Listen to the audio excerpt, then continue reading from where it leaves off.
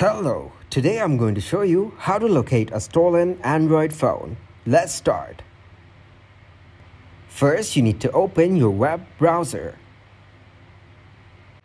Here, search for google.com/android/find. You'll see a link associated with Find My Device. Click to open it. Once you're on this page, click on your profile from the right corner. Here you can see your Android device where your Google account is logged in. You can see different details about it. By clicking on Play Sound, your device will start ringing wherever it is.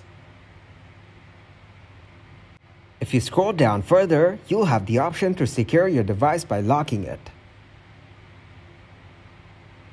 Then you can also erase devices.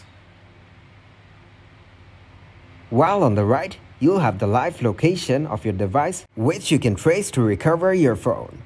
Give this video a huge like and subscribe to get more helpful videos like this. At Explain Me How, we're solving new problems every day.